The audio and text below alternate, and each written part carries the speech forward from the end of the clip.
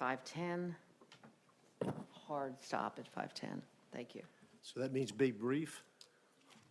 I feel you, Mr. Chairman. Mr. Chairman, members of the committee, call your attention to House Bill 469, which is affectionately known as the New Virginia Economy Act. As we look to build on some of the progress that has been made, Mr. Chairman, we also are faced with a stark reality. The Department of Defense has recently released the climate risk analysis, in which the Secretary of Defense said there is little about what the department does to defend the American people that is not affected by climate change. And what we want is to have a thoughtful approach to this, and I'll walk through some of the key parts of the bill, Mr. Chairman. First, we are sure to integrate transportation into our clean energy plan. We usher in more advanced clean energy mandates as we see the fierce urgency of now that we push towards 100% by 2035. We push for a moratorium on new fossil fuel projects, which also includes a pause on any facility that would emit carbon dioxide as a byproduct.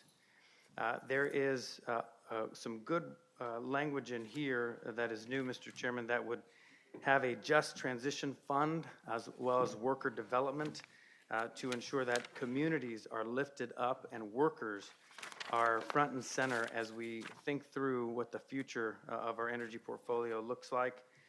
It calls for a comprehensive climate action plan where we actually sit down with farmers, where we sit down with people that are stakeholders from all across the Commonwealth to come up with a real plan for us and moving forward that is comprehensive.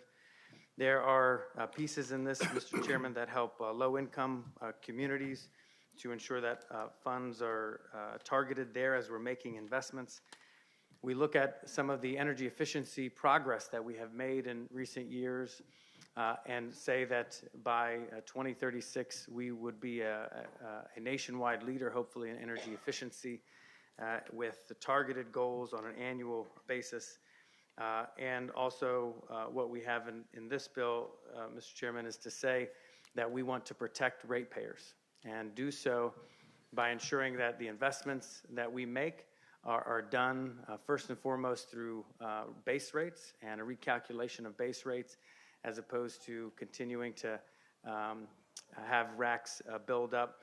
And so we want to ensure that everything that we do is thinking about the big picture, Mr. Chairman. And with that, I'm happy to answer any questions. All right. Any questions of committee? Seeing none, anyone in the audience want to speak in favor of the bill?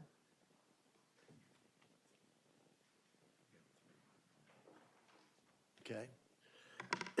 Good afternoon, Chairman Marshall, members of the subcommittee. My name is Lee Williams. I'm a member of the RVA Interfaith Climate Justice League and co-chair of Green New Deal Virginia. Climate change is a threat to America's environment, national security, economy, agriculture, and people. The threat is global but requires local solutions the Commonwealth can and must work towards. Decarbonization is achievable and affordable by 2030. Modeling shows the faster we transition, the less it will cost, with greater economic and health benefits for all Virginians. Continuing to invest in new fossil fuel projects locks capital and expertise into a sunset industry and creates a tremendous obstacle for a green and fair conversion. Continued investment in fossil fuels has a downside regardless of the outcome. If the world's climate policies succeed, Virginia risks abrupt market failure, which would entail large financial losses for the state and shareholders. And if climate policies do succeed, the increased emissions will do irreparable damage to the planet, which will have perilous economic consequences for the Commonwealth that far exceed any temporary income from fossil fuel infrastructure. The conversion to a renewable energy economy is coming. We see the market forces at work in the solar and automotive industries. How we choose to get there, the policies we put in place now to keep us moving forward and protect our workers and communities will define this generation of leaders. Thank you very much. Well, I know it's going to take us. So just remind, we have a hard stop at 5:10. So, okay. Welcome. George Smith, co-founder of Virginia Third Act.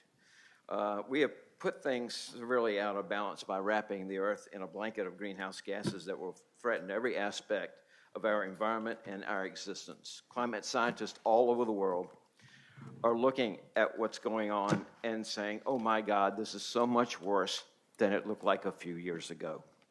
This brings me to you.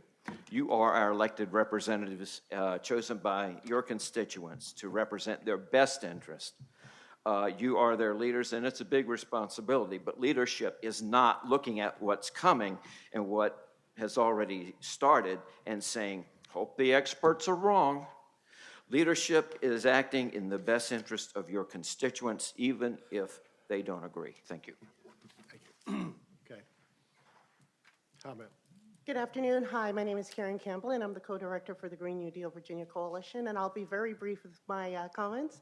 I just want to say that this is a very important and very crucial and important link that we need here in the Commonwealth in order to protect our residents and to protect our workers. And most importantly, a really excellent part of the bill is the statewide coordinated climate action plan. I know that a lot of the different municipalities in Virginia are doing excellent work, but it would be more impactful if we had a coordinated approach in which we can make sure that we remain economically viable and competitive, but also making sure that everybody has access to clean water, air, and land. Thank you. Thank you. Welcome. Greetings, delegates. I'm Chris Tandy from Loudoun County. I'm here to support this bill because it provides good protections for ratepayers, good protections for environmental justice communities and workers. It's clear that we need climate change solutions, and this bill sure looks like a climate change solution bill to me, so I support it, and I hope you will too. Thank you. Thank you, sir. Good afternoon, delegates. My name is Amanda Tandy. I'm the Vice President of NAACP Loudoun. An energy transition is inevitable, and this bill ensures that the transition is just and creates an economy that works for all of us. Thank you so much. Thank you. Good evening, Chair and members of the committee. My name is Christiana Reeder. I'm with Center for Common Ground, Third Act, Virginia, and with the Virginia Green New Deal. And we're out of time. We have to do this. Thank you. Thank you. All right, we'll go to the queue next. Who is first?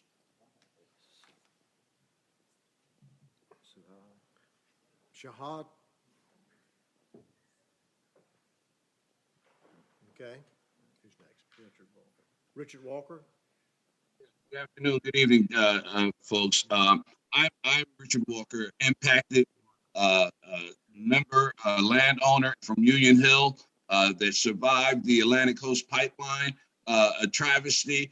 And based on the evidence of the Fourth Circuit Court of Appeals has rejected most of the permits of most of the oil companies that have come to try and get to build their pipelines. You know, I have attempted to provide transitional solar or energy efficiency by training individuals on how to install solar panels, both in Union Hill and the rural areas of Buckingham County, as well as within the inner city of Richmond. It is high time that we stop and put a moratorium on fossil fuels that have a major impact on our rural and inner cities.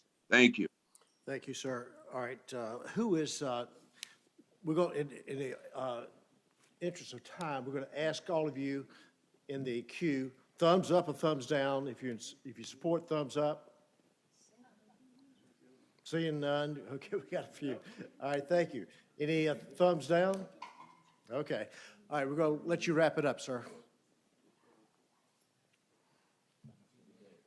Well, I am thrilled that there is no opposition to this bill. As you can see, Mr. Chairman, I'm just kidding, but in all seriousness, I think that what we have found, that the Secretary of Defense's words that no nation can find lasting security without addressing the climate crisis, but doing so in a mindful way, that is thinking about our ratepayers, thinking about land use, really understanding how we integrate things into a comprehensive climate action plan, Mr. Chair. This is a wonderful vehicle for us to take the next step and to say to the whole nation that we are taking this very seriously as we see these threats firsthand. So I hope that you'll look favorably upon House Bill 469. All right, do we have any questions? Delegate Mullen? No, motion. A motion. Okay, which motion? Mr. Chair, I would move to report the new Virginia Economy Act. Second.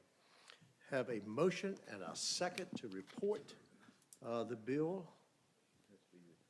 And it has to be referred to approps.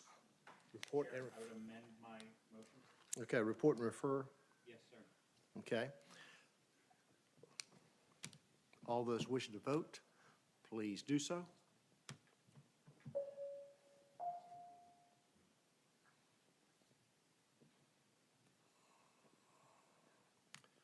Clerk will close the roll. The bill fails to report 3-5. Thank you, sir. Thank you, Mr. Chairman. I think that gets us. Yes, sir. All right. We'll stand adjourned. What's the next meeting? At 7:30.